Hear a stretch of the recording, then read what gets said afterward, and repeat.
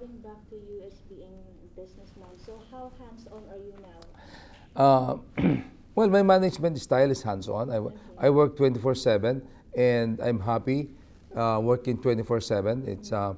I was just explaining earlier in an interview that because if you're an entrepreneur, you enjoy it. Yes. You're happy doing what you're doing. So I enjoy working, and so it's parang 24/7 to me is not a problem. It's like I'm playing 24/7. Okay. So yeah, that's my style. So you can describe me more as hands-on, but I also maintain the vision for the group.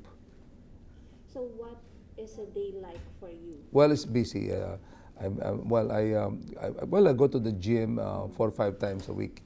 But every time, pagka hindi naman ako pumunta sa gym, I usually report for work very early as 6:30.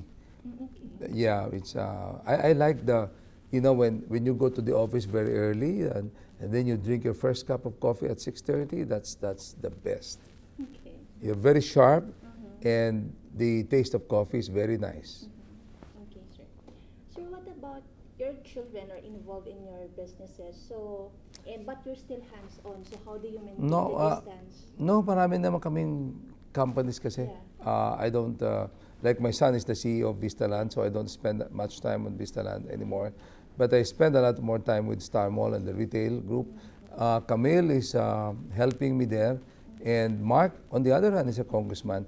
And he just finished his graduate degree from University of Chicago. So Going back on your being an entrepreneur, you said earlier in the panel that the country needs an army of entrepreneurs. So, what are we lacking now to have that army? there is a need for a cultural change. Okay. In fact, I think the new president should consider this because we cannot really build a strong economy unless we build this army of entrepreneurs. We have to change our culture of employment to one of a culture of entrepreneurship.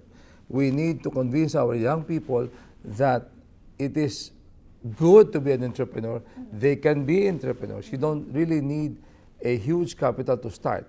In fact, I tell our young people that, well, if you have nothing, you have nothing to lose. If you have no money, then what are you afraid of? So they can try. Anybody can try. And I can cite examples, a lot of examples of very wealthy people that started with nothing, practically nothing. Also, it's very important that we are able to share with them the joy of being an entrepreneur. See, a lot of people think that entrepreneur is just about working 24/7, etc. But no, on the contrary, entrepreneurs are happy doing what they're doing. They like the challenge. It's fun, actually. And of course, it's nice to be your own boss. Okay. It's nice to be your own boss. So they just don't appreciate it. But in reality, most entrepreneurs who have tried entrepreneurship will never consider going back to employment. Well, what about your children? If, say, the entrepreneurial spirit in them would drive them to go out of the family business? Well, they can. They can. I will let them. I will let them. Of course, there's so much to manage in the group, and I don't think they will leave the group right now. Of course, it's they know they'll inherit most of this, so they probably would want to take care of this. So I don't see them going out of the family business. But if they do and they tell me, why not? Okay. If they would be inheriting the business, are you also keen in grooming non-Villar, people? We have a lot of senior officers who are non-Villar. Okay. In fact, there's only one Villar in the group, aside from me, and that's my son. I only have 3 children. Camille is partly now. Well, of course, dalawa na. Tatlo na pala kami. Camille, Paulo, and myself. But we probably, 3 of us, but then again we have about 50 senior officers. Okay. And what entrepreneurial or corporate lessons you are teaching your children, and what are you learning from them? Well,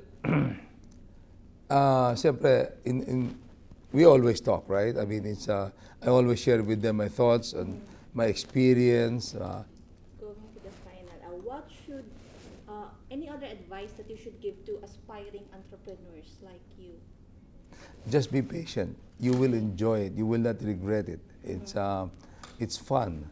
It's difficult, but it's fun. And there's a lot to be discovered, and the rewards are really